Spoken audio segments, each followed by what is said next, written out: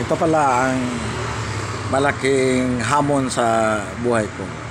Ito, inverter welding machine. Ganito yan ang nangyari. Ginamit ng may-ari nito. Pag weld niya, hindi pa nakalahati ng welding rod, patay na siya. Ayaw nang umanda. Tapos dinala niya sa akin. Tiningnan ko, binuksan ko. Ito, nakabukas na. Welding machine to na inverter. Medyo mahirap talaga to. Kailangan to na may talento talaga sa electronics. Dahil hindi basta-basta. Kita ko sa inyo paano to gawin. Paano mag-ayos nito. Linag ko. Nag-aksyon siya ng ikot sa kanyang blower fan. Pagkatapos patay. At walang display dito. Walang display. Tapos niyan, chinek ko. Ang una natin gawin dito is bunutin natin ang supply ng, baka nandyan ang problema. Supply ng blower. Binunot. Inis ko. Ayaw talaga. So, pangalawang trace natin, dito natin tingnan sa kapasitor. Yung kapasitor na dalawa, ang banda doon, sure talaga, nag-point siya, 0-0. 0-0 na yung tester ko. Ito. Tapos, basta ganun, mayroon talagang short yan. Hindi naman yan coil. Hindi naman yan direct resistant. So, ganun ang pag-trace.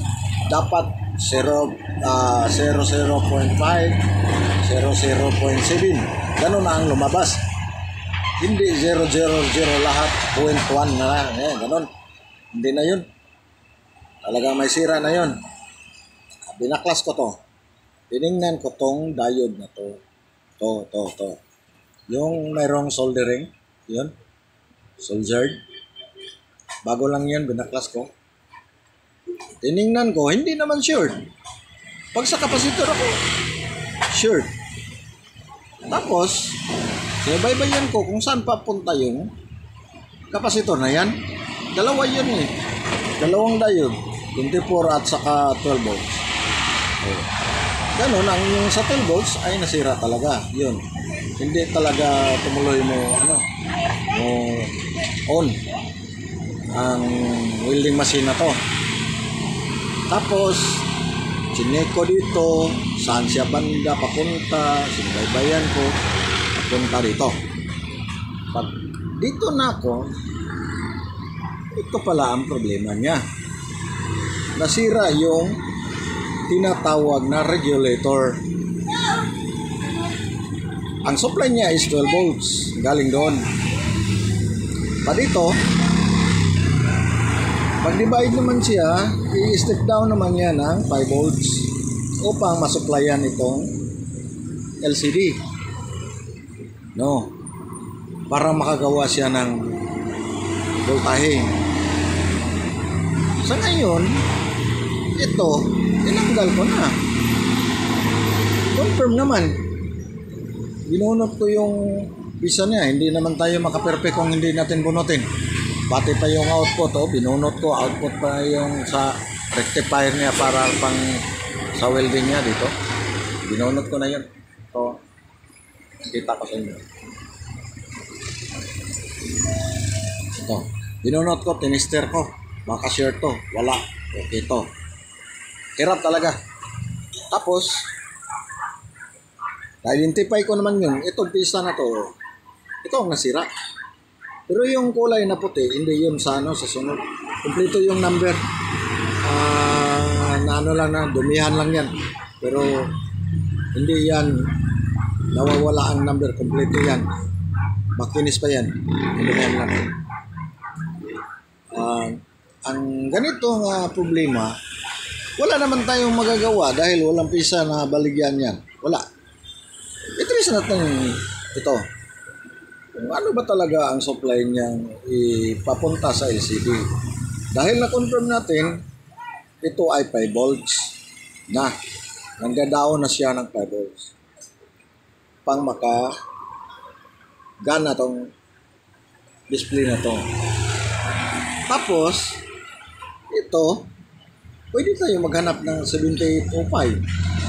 Yung transistor, 7805. Ilagay natin dyan, pareho lang yun. Pareho lang yun ang kanilang in, out. At saka, i-mount nyo na nakaharap doon. Ang number niya is nakaharap doon sa banda doon. Dito, nakaharap. Tapos ganun. Banda na to. Kitang-kita ko naman, hinang ko ito. I-trinay ko dito pa-plug. Andar na ang fan. So, ibig sabihin, wala na ang short.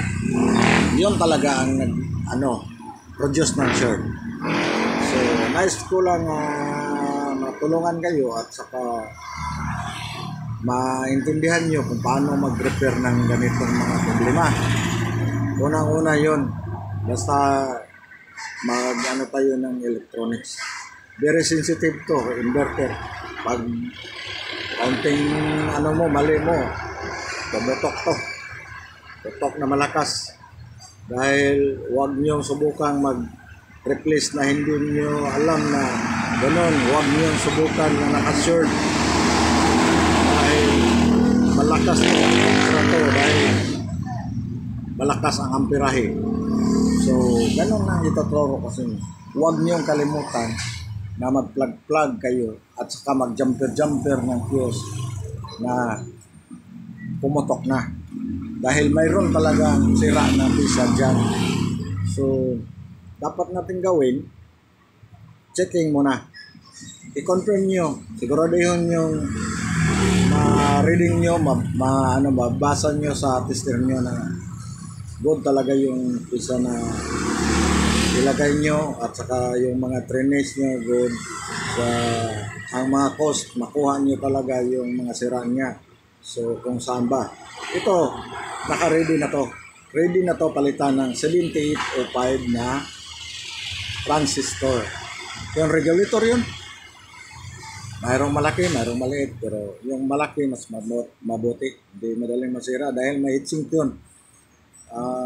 Yung mga maliit, transistor lang ang forma niya. Maliit. So, wag yan.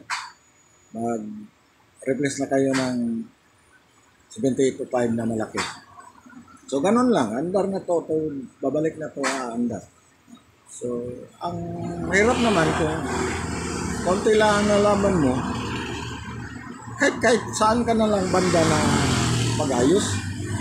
Tapos, ang problema, kahit saan ka banda mag-ayos dito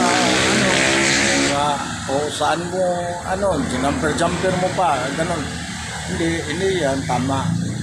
Follow tayo sa procedure. Susunod tayo ng procedure kung paano mag-repair. So, ngayon, ay konfirmado naman. Yun na lang.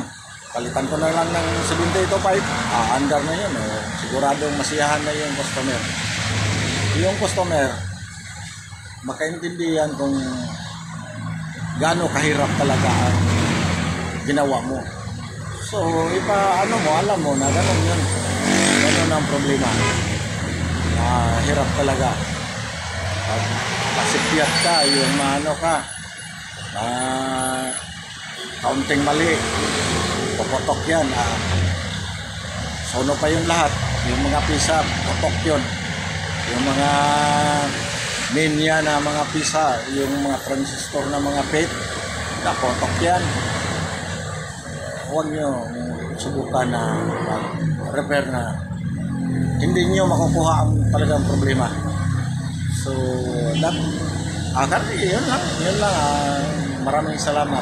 Follow me, like me, share, comment, pang makaturo ako araw-araw sa inyo. Makita nyo yung mga post ko araw-araw. Bye-bye.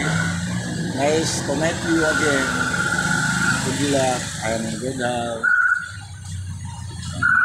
ito, thank you for watching.